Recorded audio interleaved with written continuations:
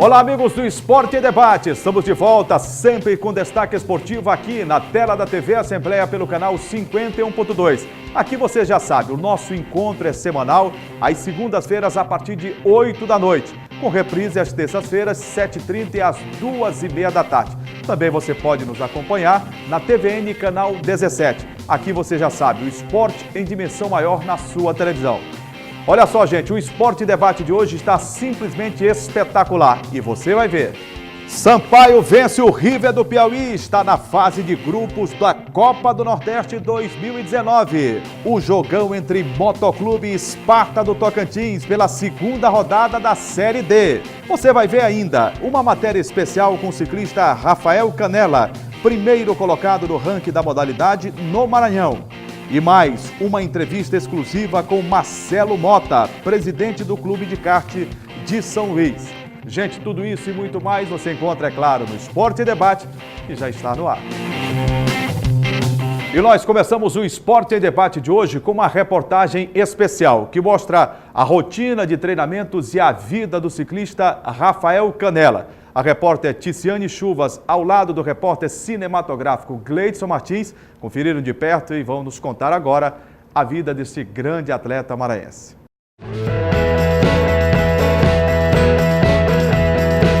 O Rafael é atleta de um esporte muito comum na Europa.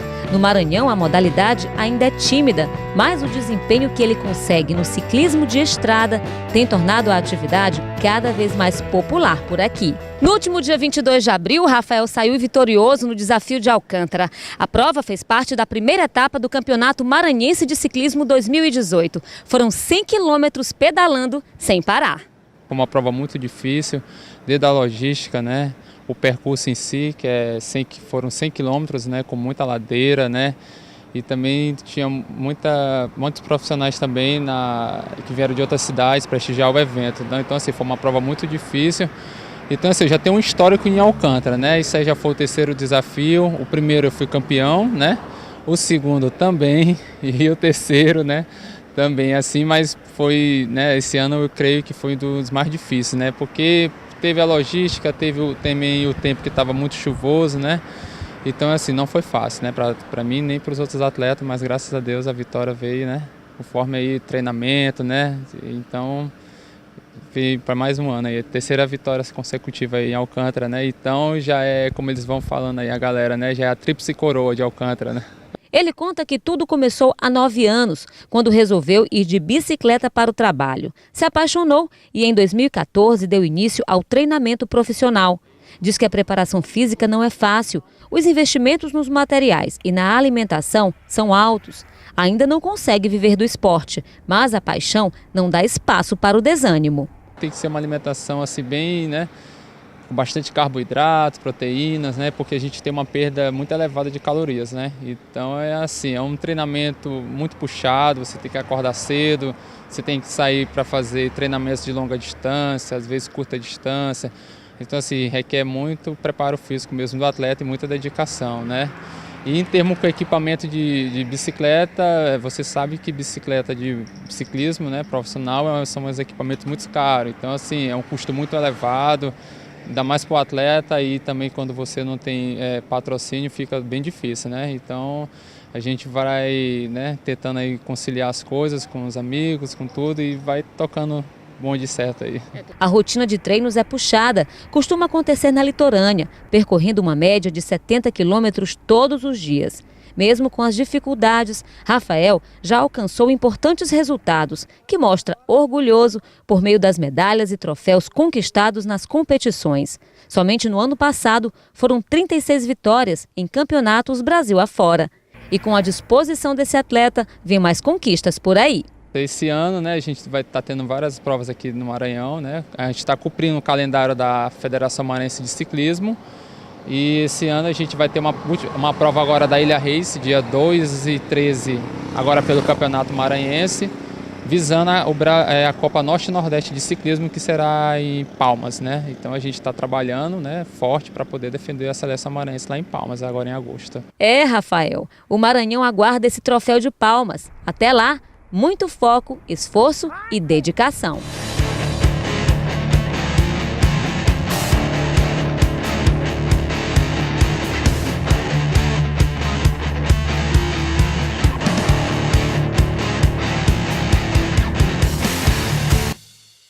A trajetória do Rafael Canella é simplesmente fantástica. Ano passado, ele obteve 36 conquistas de campeonatos pelo Brasil. Vou falar mais sobre esse tema com o meu amigo Gregório Dantas. Tudo bem, Greg? Tudo bem, Jurinho. Rapaz, Greg, chama a atenção a performance do ciclista Rafael Canella, né? É verdade, Jurinho. O Rafael é, ultimamente, um dos destaques da modalidade aqui no Maranhão, principalmente nesse ciclismo de longos percursos, né? Esse ciclismo de estrada.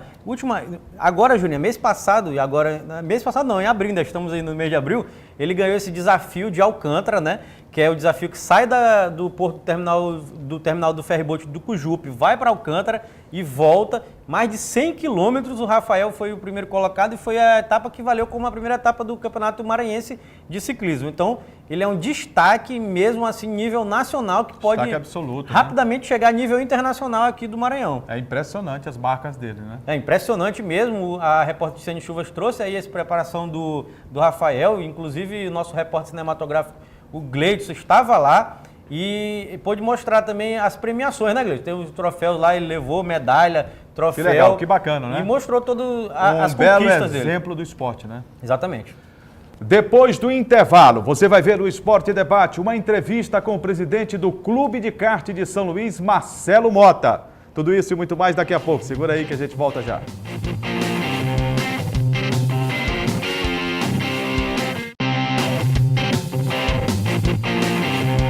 Estamos de volta com o Esporte em Debate. E agora nós vamos acelerar. Vamos falar de kart. É que o Clube de Kart de São Luís está realizando a temporada 2018. 2 etapas já foram realizadas. A gente vai falar sobre kart e ninguém melhor do que o presidente Marcelo Mota, que está aqui no Esporte em Debate, para falar sobre o kart de São Luís. Tudo bem, Marcelo? Tudo bem, Juraci. É um prazer estar aqui com você mais uma vez. Né? Nossa amizade já de longos anos, amizade de família já, muito tempo, meu pai com seu pai. É um prazer também, falar sobre... O ex-presidente da Federação Maranhense de Handebol, P2B, está bem? Está bem, mas Deus, tranquilo. Mesmo jeito de sempre, aquela tranquilidade só ele tem. É verdade, é uma marca dele, né? A tranquilidade. Verdade. Ô Marcelo, 2 etapas foram realizadas já da temporada 2018. Eu gostaria que você fizesse um balanço dessas 2 etapas e falasse um pouco mais sobre o calendário para este ano de 2018 em relação ao kart. O nosso esporte começou esse ano com o pé direito, né? Vamos dizer assim. Nós conseguimos um patrocínio do Centro Elétrico, através da Lei Incentivo ao Esporte, o que alavancou o esporte e deu uma igualdade entre todos os participantes. Para te ter uma ideia, Jurinho, na etapa passada, do primeiro colocado ao 17º colocado, todos andaram no mesmo segundo, né? O mais rápido fez a volta em 48,67 e o 17º em 49,60. Então, quer dizer, no mesmo segundo, todo mundo andando junto. Isso trouxe uma igualdade. Então, a nossa primeira etapa foi recorde. E mostra o acirramento, né, da disputa. Foi recorde de Norte e Nordeste de grid. Nós somos o maior grid Norte-Nordeste. Nós temos hoje 43 pilotos correndo aqui em São Luís. Quantas categorias? Nós somos 4 categorias e agora, na próxima etapa de maio, vão ser 5 categorias. Vai ter a categoria do batom, as mulheres vão correr também. Olha só que coisa boa. É o único grid do Brasil específico só de mulheres, é aqui em São Luís. E a expectativa, já que a gente está falando das mulheres, e que brilho elas trazem, né, ao esporte. E principalmente uma modalidade que requer velocidade, destreza, habilidade. E quantas mulheres devem participar 11. da etapa batom? 11 mulheres. 11 mulheres. São todas de São Luís? Todas de São Luís. A gente tem um grid de mulher maior do que em alguns estados grid masculino, por categoria. Olha só. A nossa primeira etapa, nós tivemos 38 pilotos correndo. Na segunda etapa tivemos 43 pilotos. Ainda tivemos a oportunidade de mesclar a corrida com pista seca e chuva, uma bateria na chuva, que deu uma emoção à parte a toda a corrida, né?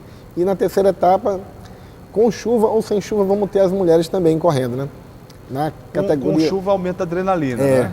Na categoria cadete, a categoria de crianças de 7 a 11 anos de idade, nós tivemos a participação de 7 pilotos. Na próxima etapa, talvez venham mais 2 pilotos, um de Imperatriz e um de Timon. Vamos fazer um grid com 9 pilotos, que é um grid, para ter uma ideia, na Copa Brasil, no cartódromo Paladino, o grid da categoria cadete eram 16 pilotos. Então, quer dizer, do Brasil todo, correram 16 juntos. Aqui da nossa etapa regional, nós vamos correr com 9.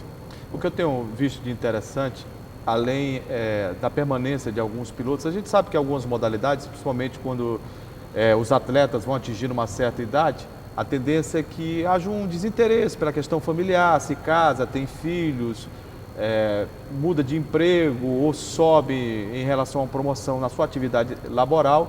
Mas o que a gente tem visto no kart é diferente. Eu vejo alguns pilotos voltando. O Lula, por exemplo, que tinha abandonado, voltou. O Marcelo Medeiros está aí, continua. O Eduardo, né? O engraçado do Lula, corre o Lula e o Lulinha, filho dele. E o Lulinha. E agora a filha dele vai correr também. A Priscila vai correr na categoria do batom. Que legal. Vai correr. É legal. Assim, o kart a gente tem mais aquela... Como o pessoal diz, a gente corre contra a maré. Porque em momento de crise, todo mundo parando, um esporte tido como caro, está crescendo aqui dentro de São Luís. Um esporte onde prevalece a individualidade, um esporte, a gente corre de família. Ó. Tem a família do Centro Elétrico, corre o seu Zé Gonçalves, corre o Marcos Gonçalves, corre o Marcos Filho e o cunhado dele, o Assine. Geração para geração. E o cunhado Assine. Da família do seu Lauro, corre o seu Lauro e o Felipe Marinho, corre os dois. Na família do Lula, corre o Lula, corre o Lulinha e corre a Priscila, filha dele. Da minha família, corre eu, corre minha esposa. Então, quer dizer, assim, a gente trabalha muito a questão de família, a gente tem, fora a amizade, dentro do cartório de todo sábado, aquela resenhazinha, está todo mundo junto. Quer dizer, é uma modalidade que se transformou aqui no Maranhão, com o trabalho que você faz à frente do kart, e vem capitaneando esse trabalho. É uma modalidade familiar, né? Isso é que é interessante, né? Pai, filho, de geração para geração, a esposa participando, isso é uma coisa impressionante. Não sei se outra modalidade a gente tem, né? Tamanha interação e participação da família. Verdade, a gente tem um grupo bem sólido dos nossos pilotos, tudo. Tem até um concorrente para ti. O filho do Moreira Serra também corre. Agora está na hora do eu vou correr também. Então correr. Eu vou botar eu e o Léo. O Léo é doido para correr também. Leva ele, meu filho, o mais novo de 11 anos. Leva ele para correr, para brincar com a gente, tu vai gostar, hein? Com certeza. Agora, Marcelo, quem te conhece e sabe da tua história no esporte, você não caiu de paraquedas no esporte. O Marcelo tem uma história, o pai dele, Pedro Tubi, muitos anos presidente da Federação de Handebol, a Rosana, os outros irmãos também participam de diversas modalidades esportivas, estão aí ainda participando, a esposa participa e sabe que um dos pontos fortes na tua trajetória é justamente a criatividade. E eu tenho a certeza que você tem pensado bastante em não só esse trabalho do kart que está revitalizado em São Luís, no cartódromo João Salles, mas de expandi-lo também pelo interior do estado, já que a gente tem Imperatriz com o cartódromo, e eu tenho informações que Timon também seria uma praça a ser explorada em relação ao kart. O cartódromo de Imperatriz está passando por uma reforma, vai ter um evento a nível nacional, 500 milhas, vai ser um evento bem grande lá, e o cartódromo de Timon... Vai ser esse ano? Ainda não tem a data porque depende da reforma. O cartódromo de Timon foi feito agora por iniciativa privada do Bruno, do Guilherdo, de alguns pilotos, construíram o cartódromo lá, e é uma pista boa, uma pista larga, só o que atrapalha um pouquinho é o calor, né? Que já lá tem um sol para cada um. Né? Não dá para correr todo tempo, não tem época que não dá para andar. Né? Mas, né, assim, a gente está fazendo um campeonato, a gente está com a intenção de fazer um campeonato integrado nas 3 praças, mas dependendo da reforma do cartódromo de Imperatriz, vão ter um campeonato independente, de terminar a reforma ou não. Ou em 2 praças ou em 3. Se for em 2, vai ser dia 2 de junho em Timon. Na nossa etapa de setembro, aqui a final. Se o cartódromo de Imperatriz estiver pronto, aí tem a segunda etapa aqui e a terceira vai ser em Imperatriz, a final lá. Ô Marcelo, em relação a essas etapas, serão 8 etapas, né? 2 já foram realizadas. E o cronograma para a realização até a 8ª etapa? Nós temos etapas em março, já teve, né? Em abril, aí vamos ter agora em maio e junho. Aí mês de julho não tem, né? Aí temos agosto, setembro, outubro e novembro. Né? A nossa expectativa é de chegar no final do ano com um recorde de pilotos em todas as categorias, graças ao apoio do governo do estado, através da FEDEL, que concedeu para a gente o certificado para patrocínio da Lei de Incentivo ao Esporte, e o Centro Elétrico, que patrocinou o kart, está patrocinando o nosso campeonato, e é o que está dando essa igualdade. Porque antigamente era o seguinte, Jurinho, eu corria com o meu motor, tu corria com o teu, cada um corria com o seu, cada um preparava o seu onde tinha. Se fosse individual, né? E a equipe que tivesse mais dinheiro usaria equipamentos mais fortes, mais novos, teria mais recursos. Marcelo, é justamente sobre esta inserção da iniciativa privada que eu queria falar também com você. Porque quando se fala no esporte amador, se fala na dificuldade que tem para poder bancar, seja no kart, seja no basquete, no vôlei, no futsal, enfim, todas as modalidades, a reclamação é sempre a mesma. Além de incentivo e essa inserção de uma empresa como o Centro Elétrico que você está falando, é fundamental para que a modalidade viva um novo momento. Até porque sem o patrocínio fica muito difícil você manter a logística, manter a estrutura e um calendário que possa ser um calendário estruturado para a disputa de uma modalidade como o kart. Eu gostaria que você falasse sobre esse momento do esporte e do kart maranhense com apoio da iniciativa privada. A gente tem muita sorte em ter uma empresa genuinamente maranhense, como o Centro Elétrico, uma empresa de família, como o nosso esporte é, como todo esporte deve ser, né? A família apoiando o esporte, e eles apoiarem a nossa ideia de fazer um campeonato igual, onde não prevaleça quem tem mais dinheiro andar na frente de quem tem menos dinheiro. Então, hoje em dia, o que a gente faz? Todos os motores e carburadores são levados para uma única empresa do Brasil, a RBC Preparações, para equalizar. Então, todos são passados de dinamômetro, vêm todos equalizados da mesma forma. Esses motores vêm para cá, para São Luís, e é feito o sorteio. Numa etapa eu corro com o motor, na outra etapa eu não posso repetir esse motor, tenho que correr com outro. Isso está dando a igualdade, né? A diferença está sendo mínima e a diferença mais é de piloto para piloto, um erra ou não erra, de uma coisa ou outra. O que está determinando o ganhador da etapa é mais a questão humana mesmo, não está mais tendo aquela tanta diferença como tinha antigamente da questão de equipamento. Uma outra coisa boa do patrocínio é que a gente pode ter o lado social, pode ajudar. Aquela região do cartódromo é uma região de muita criminalidade. Extremamente carente, né? Um índice de droga elevadíssimo. Barreto, Aldeia, o túnel do Sacavém, é uma área muito complicada. E a gente traz o pessoal de lá, da comunidade, para trabalhar conosco. Olha só. Nós não temos assalto lá dentro. A gente fica lá de manhã, tarde, de noite, nunca teve um assalto, nunca teve um arrastão, nunca teve nada, porque as pessoas que trabalham com a gente lá são pessoas da comunidade. Não é uma oportunidade de emprego, né? Para as pessoas da comunidade trabalhar lá. Então é um trabalho de cunho social mesmo. E se você me permite, é uma contrapartida que o esporte dá de maneira fantástica. Porque a gente tem que ter uma visão também macro sobre aquilo que acontece. Eu vejo federações, eu vejo clube de futebol querer patrocínio, buscar dinheiro público, mas a gente sempre pergunta qual é a contrapartida. E esta contrapartida que o Clube de Kart de São Luís dá, parabéns, é fantástica. É fantástica. A gente tem lá, cada kart precisa no mínimo de um ajudante.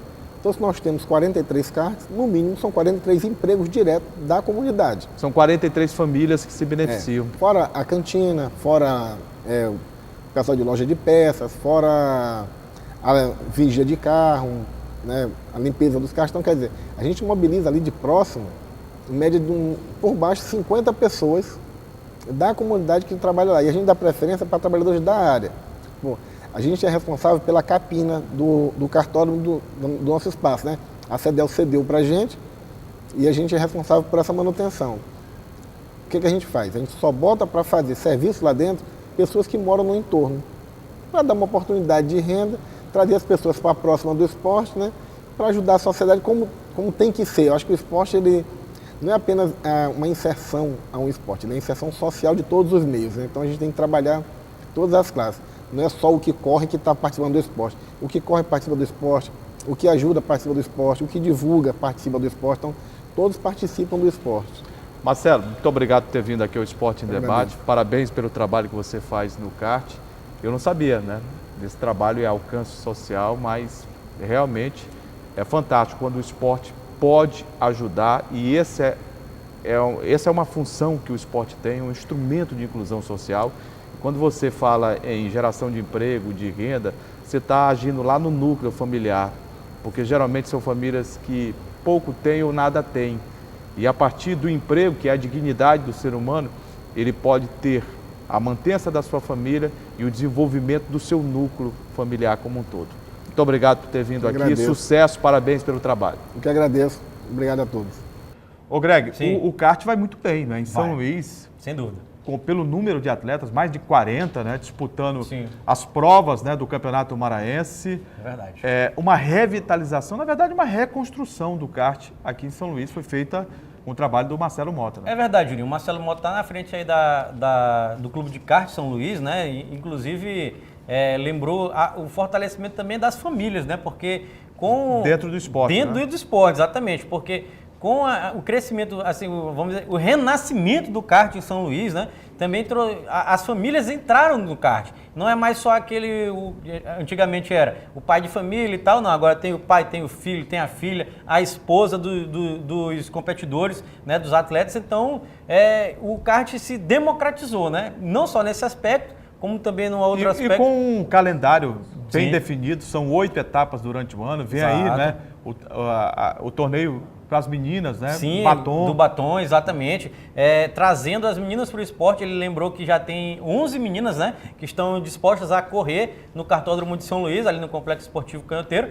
E é importantíssimo não fugir apenas desse machismo, né? Porque você sabe que no meio do esporte também impera o machismo, né? Não é só e na velocidade sociedade. é coisa para homem, não. É para Isso, mulher não, também. Para né? mulher também. A esposa do Marcelo, inclusive, participa das provas. E é uma prova, né, de que esporte traz democracia. Eu queria ressaltar, Juliano, era a questão humanitária do esporte, porque para mim foi um dos pontos principais dessa entrevista, quando o Marcelo citou que as pessoas que trabalham no cartódromo, nos dias das provas e também ajudando... Aproximadamente 50. Algo em torno de 50 pessoas são pessoas da comunidade ali do Barreto, né? Que é um bairro infelizmente, periférico aqui em São Luís, que tem uma marginalidade muito alta, né? E trazendo essas pessoas para dentro do esporte é uma maneira de escapar, né, Juliano? Vamos dizer assim, dessa triste realidade. E me chamou a atenção, inclusive, eu falei na entrevista com ele sobre isso, com o Marcelo, porque muito se fala que o poder público, a iniciativa privada, não apostam, não incentivam, não apoiam.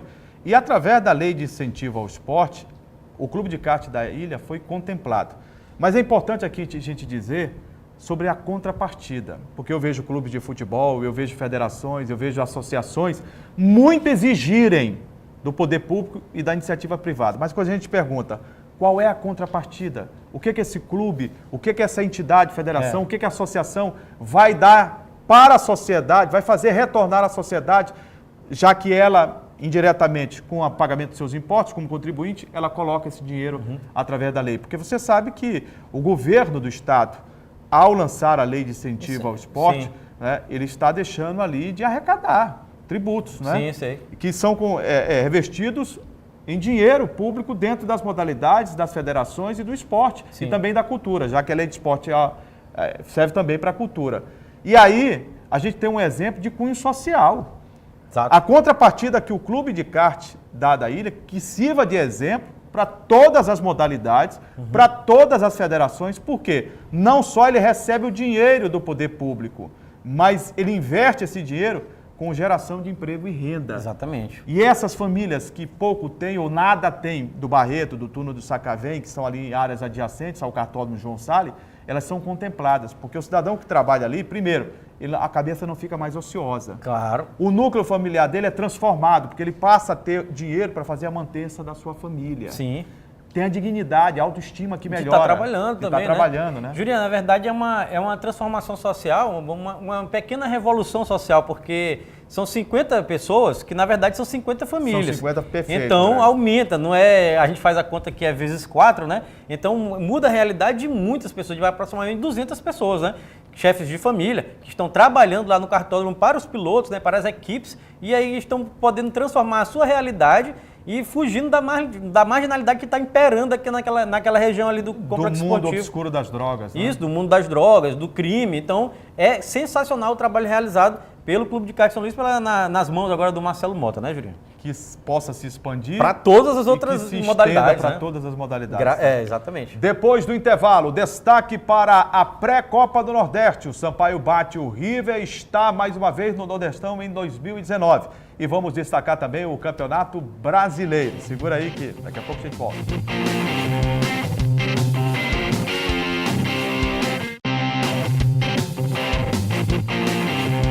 Pré-Copa do Nordeste 2019. Nós tivemos na última quarta-feira no Estádio Castelão um jogo de volta entre Sampaio e River. vale vaga para a Copa do Nordeste em 2019. O Sampaio havia empatado quando ganhava por 2-0, cedeu empate em Teresina e precisava da vitória em São Luís, no Castelão. Choveu uma barbaridade. E mesmo com gramado pesado e com algumas dificuldades do tricolor, a Bolívia venceu o River por 3-0 e está no Nordestão em 2019.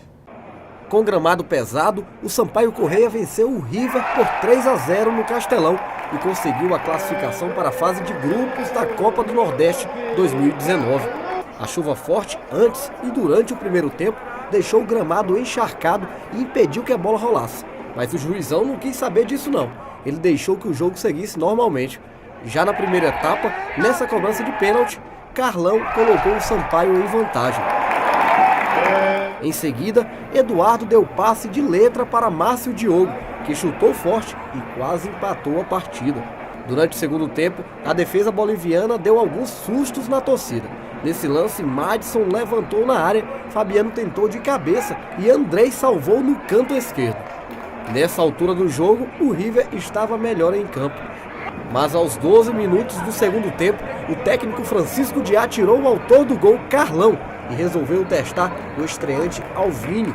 Não é que deu certo? Aos 34, Alvinho acertou de cabeça e ampliou o placar. Sampaio 2, River 0.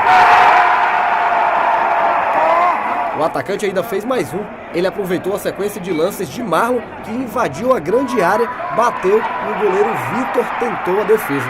Mas a bola sobrou e ele só teve o trabalho de empurrar para o fundo do gol. Final de jogo, Sampaio 3, River do Piauí 0. Determinou para eles que tinha que ir na garra, na determinação, e nós precisávamos dessa classificação. Por isso que a gente colocou o que tínhamos de melhor, né? Aí tivemos a oportunidade de marcar no pênalti, tivemos algumas chances no primeiro tempo, no segundo tempo deu um pouquinho de espaço, mas com a entrada de João Paulo a gente ganhou de novo o meio campo e começou a aparecer as oportunidades e Alvinho, como é um matador, foi lá e não desperdiçou, fez a 3-0 e a classificação assegurada para o ano que vem, que isso é muito importante para todos nós. Então eu quero parabenizar o grupo de jogadores que foram guerreiros, né, foram valentes e a vitória maior é deles. A chuva atrapalhou bastante, mas os poucos torcedores que compareceram ao Castelão gostaram do que viram. Com um jogo positivo, o Sampaio Corrêa garantiu vaga para a Copa do Nordeste de 2019.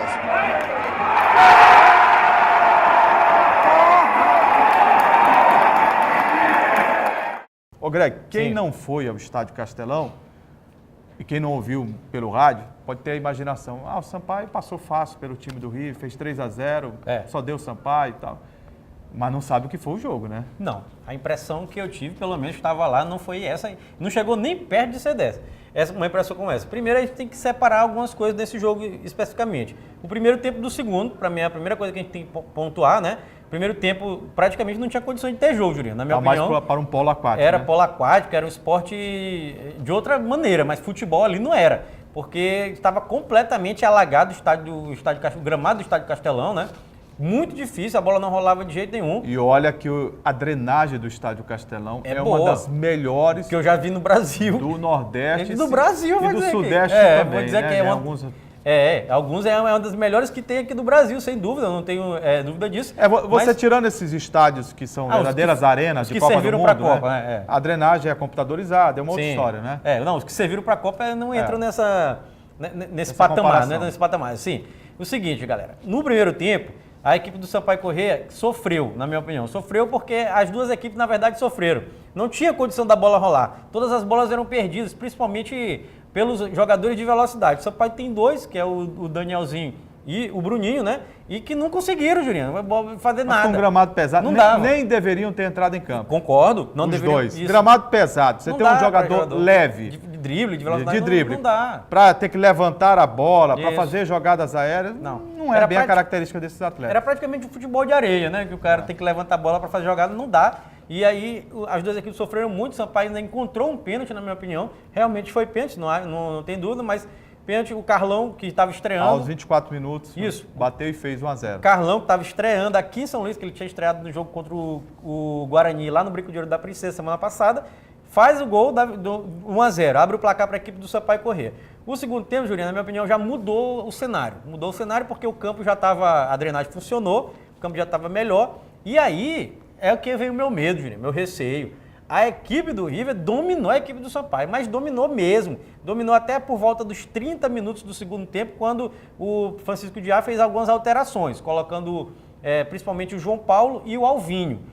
Que o Alvinho era a estreia dele, o João Paulo já era o meio, já tinha jogado algumas partidas com a camisa do Sampaio. O Alvinho, que foi destaque da Série A2 do Paulista. Isso, Campeonato Paulista, exatamente. Chegou precedido de um bom cartaz e mostrou a sua identidade funcional, né? Mostrou serviço e o Alvinho fez 2 gols. Depois do Sampaio ter sofrido, ter sido dominado pela equipe do River, na minha opinião, que é perigoso, né? Pensando numa disputa de Série B. E aí o Alvinho entra, faz 2 gols, o cruzamento, ele faz o primeiro gol. E no segundo gol, depois de uma lindíssima jogada do Marlon, né? Que passou driblando todo mundo, tentou encobrir, e aí o Alvinho fez o terceiro gol do Sampaio, o segundo gol dele na partida. O Sampaio ganhou 3-0. Esse resultado, na minha opinião, não reflete a superioridade do Sampaio, não foi para tudo isso, mas foi 3-0. É importante porque o Sampaio está agora na Copa do Nordeste, na fase de grupo da Copa do Nordeste de 2019 e ainda em bolsa, Jurinha. Algo em torno de R$510 mil. Aí que eu queria falar com você, porque o presidente me passou uma informação que quando dos potes da Copa do Nordeste, para definir a questão de rateio, de cota, o Sampaio foi dado como um participante de um pote e, na verdade, ele estava em outro. E por isso, a Liga do Nordeste já confirmou o Sampaio que o clube vai receber R$1.200.000. Ainda bem, né? Ainda bem, é melhor ainda para a equipe do Sampaio correr. Porque o previsto era esse, mas foi um erro. Foi o próprio presidente Sérgio Frota que nos passou a informação. Passou a informação, que é mais importante ainda para a equipe do Muito Sampaio. melhor, né? Muito melhor, porque... Agora, Greg, é muito melhor essa situação, sem dúvida nenhuma, de cota, mas eu quero falar com você sobre uma preocupação que existe. Primeiro, eu vou dizer que na vida não existe o insubstituível. Não. Mas algumas perdas a gente tem e que podem ser levadas em consideração. Falo sobre o Marlon. Sim. Na sexta-feira, eu conversei no quadro Sala de Entrevistas com o presidente e deputado Sérgio Frota. E a gente estava falando de política e falando sobre o esporte, eu perguntei, e o Marlon? E ele me disse o seguinte, olha, o presidente do Fortaleza me ligou, até agradeço a ética. Ele disse que já havia conversado com o Marlon e que o Sampaio poderia perder o atleta e ele estava comunicando porque há interesse. Foi um pedido exclusivo do treinador Rogério Ceni. Ele ganha no Sampaio R$20 mil, o Fortaleza colocou R$40 mil, o dobro, e mais uma luva online. Sabe aquela que o cara digita aqui e já cai na conta? Cai direto. Direto, R$100 mil, para que ele se apresente de imediato na equipe do Fortaleza. O presidente me disse que o contrato tem uma multa, né? O atleta já conversou com a diretoria, ele não deseja prejudicar a vida do profissional, que tem sido muito correto com o Sampaio vai ver a questão financeira, porque investiu no atleta e o presidente me confidenciou que fez uma pesquisa qualitativa sobre ídolos no Sampaio. O primeiro nome foi dele, presidente Sérgio Frota, e o segundo nome foi do Marlon. Então ele disse, olha, não tem como a gente encarar uma situação como essa que não seja extremamente delicada, porque o Sampaio pode estar perdendo o ídolo. Eu vou tentar conversar, vou usar o poder de convencimento, mas não farei leilão, porque os outros atletas dentro do clube vão querer aumentar o salário também, e eu não tenho condição, o Sampaio não tem. Ele disse, a realidade do Sampaio é uma realidade de R$6 milhões na Série B, a do Fortaleza de R$30 milhões de orçamento. Não dá para comparar. Então, não dá para comparar. Então, eu senti que o Marlon deve deixar o Sampaio, realmente. Juliano, não dá para comparar. O Marlon é destaque do Sampaio, sim, desde o ano passado, 2017, quando veio defender o Sampaio na Série C. Foi um dos melhores jogadores do Sampaio, é o camisa 10, é sim o ídolo da torcida maranhense, da torcida do Sampaio Corrêa.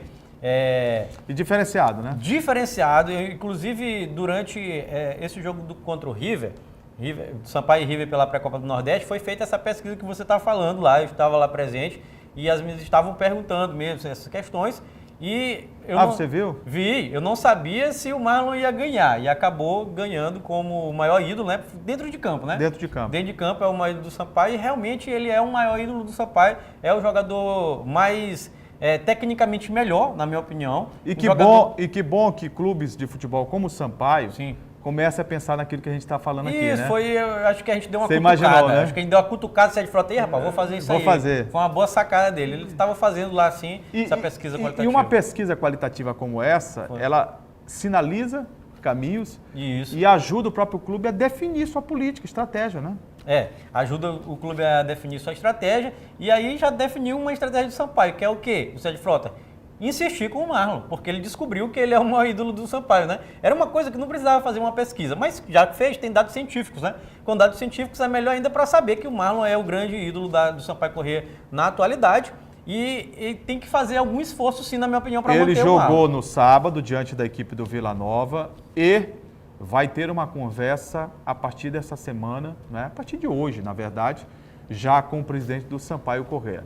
Ele me disse: farei de tudo para demovê-lo da ideia de sair do Sampaio. E eu perguntei, e ele?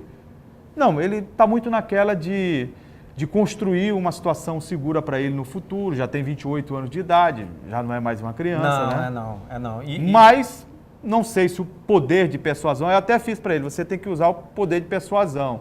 Ele disse, vamos ver o que pode ser feito. Porque é uma proposta básica, praticamente irrecusável, né? É o Você dobro. dobra o salário de um atleta. Mais 100 mil reais. E dá 100 de lambuja para ele, né, automaticamente na conta cair lá. Então, é muito difícil o Sampaio realmente segurar o Marlon, apesar de ser, como eu já disse, grande jogador. Eu vou antecipar para você aqui, o público telespectador da TV Assembleia. Antecipe. Você sabe qual é a multa? Não. Quanto é a multa? Você sabe que a multa, antes que você questione, e o público também, ela é baseada no salário, né?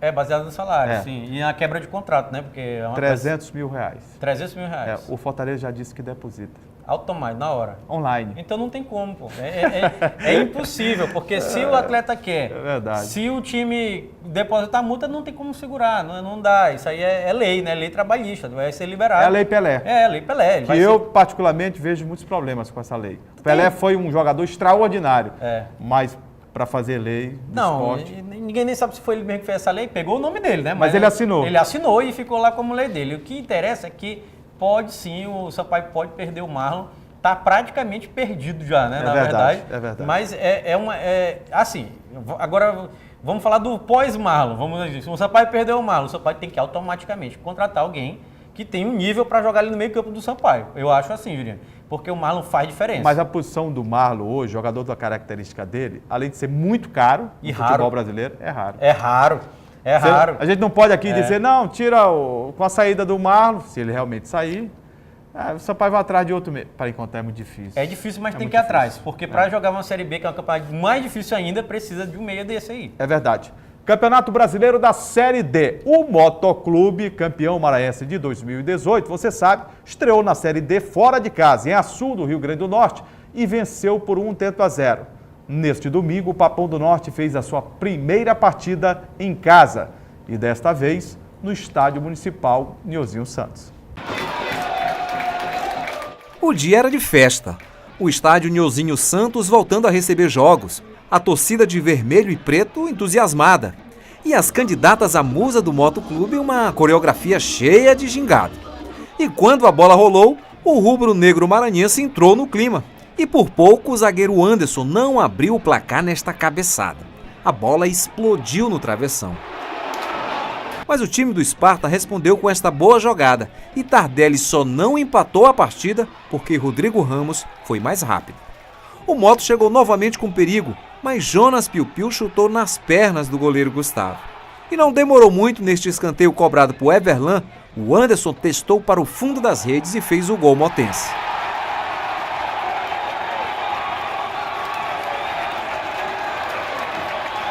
O Moto tinha o controle da partida, mas parece que o treinador do Sparta viu outro jogo. Na verdade foi dois tempos, né, bem distintos. O primeiro tempo a gente teve as maiores oportunidades no primeiro tempo e não fizemos, né? E futebol a gente sabe que a gente não pode justificar um erro com outro erro, mas nas oportunidades que a gente fez, que a gente teve, que a gente criou, a gente poderia ter saído com um resultado melhor no primeiro tempo, até para a gente poder administrar no segundo.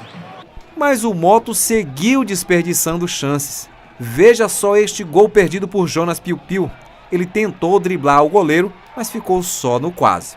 Neste outro lance foi Charlisson que deixou de marcar.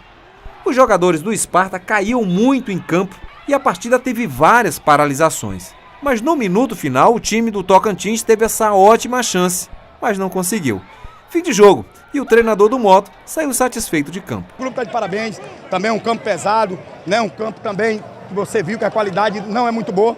Mas o mais importante de tudo, cara, é agradecer esses atletas, agradecer a torcida, aquela torcida verdadeira que torce pelo Moto, que torce por esses jogadores, que sabe o sofrimento que a gente vem passando. E estamos invictos, né, aqui em São Luís, né, algumas situações agora temos que ser resolvidas, mas graças a Deus a diretoria parece que vai resolver, né, a gente conversou com o Natanael, é um cara que tem a minha confiança, tem a confiança do grupo, então a gente tem que resolver e regularizar os jogadores que estão precisando ser regularizados para a gente ficar mais forte nessa Série D. É certo que esta linha é a linha que divide o gramado, mas ela também é emblemática em outro sentido. É que ela divide os dois motos. Deste lado aqui, o extracampo, temos jogadores com salários atrasados e graves problemas na administração. Já deste lado aqui, dentro de campo, temos um grupo aguerrido que consegue vencer e que este ano já foi campeão estadual e agora lidera a Série D do Campeonato Brasileiro. E esta foi a segunda vitória seguida no Brasileiro. O empenho dentro de campo chega a comover. É como se os jogadores quisessem mostrar a todos que vencer não é tão difícil, mas tem um sabor diferente, com tantas dificuldades superadas pelo caminho. Dentro de campo eles esquecem de tudo e apenas jogam, como lembra o autor do gol na vitória contra o Sparta. Não, essas coisas quando a gente entra dentro de campo, a gente tenta esquecer o máximo possível, que a gente sabe que é complicado. Muitos pais de família passando por essa situação. Mas eu tenho certeza que Deus vai nos achar uma solução para que a gente possa resolver essa situação.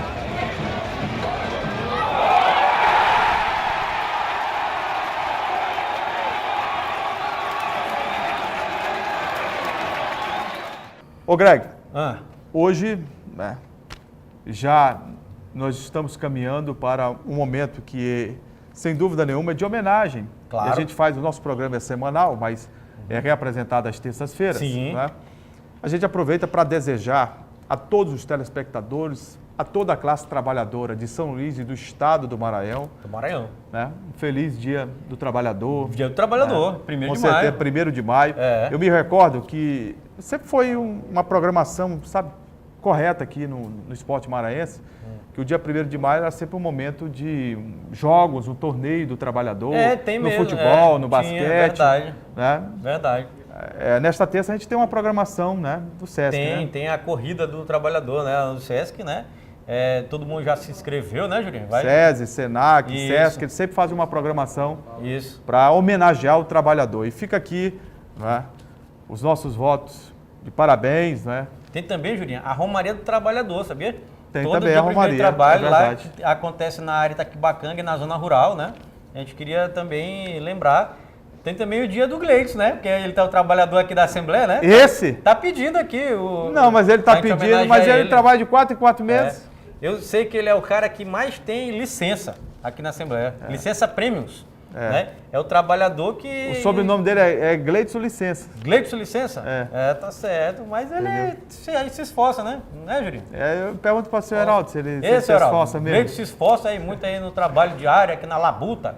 Mais ou menos, né? Mais ou menos. Meu amigo, você também é trabalhador. Um grande abraço para você, junto, meu viu? amigo. Tamo junto sempre. Tamo junto. Gente, feliz Dia do Trabalhador. Um grande abraço a todos e que esse país possa ser mais justo, né? Com a classe trabalhadora. Que os trabalhadores sejam valorizados. Sejam valorizados, reconhecidos, né? O Heraldo está dizendo que trabalhador é ele. É verdade. É trabalhador mesmo. Zangado, mas é trabalhador, né? É brabo. Você já falou outra coisa. Ia dizer outra coisa, é brabo. Gente, muito obrigado pelo carinho da honrosa e dispensável audiência. Contar com a sua audiência é sempre motivo de prazer e orgulho para todos nós. Lembrando a você que nós temos esse encontro marcado todas as segundas-feiras, às 8 da noite, e às terças-feiras, a reprise do programa em 2 horários, às 7h30 e às 2h30 da tarde. Um abraço, Greg. Um abraço, Julinho. Nosso canal de interação para que o telespectador possa participar, sugerir pautas, indicar reportagens, debater o esporte. Nós estamos sempre à disposição aqui. É verdade, o telespectador pode contribuir com o nosso programa através do nosso canal de interação. Primeiro é o nosso site, que é o al.ma.leg.br. Tem também o telefone da nossa redação, que é o 3269-3828. E também o nosso WhatsApp, que está passando aqui embaixo da sua tela. Nosso Facebook, né? O nosso programa estará completo na íntegra, Julinho. A partir de terça-feira, no Facebook, lá você pode curtir, comentar e compartilhar. Gente, um grande abraço. Parabéns ao trabalhador maranhense e brasileiro que reside em nossa terra. Um forte abraço e a gente se vê pela ilha. Valeu, galera. Até a próxima. Tchau.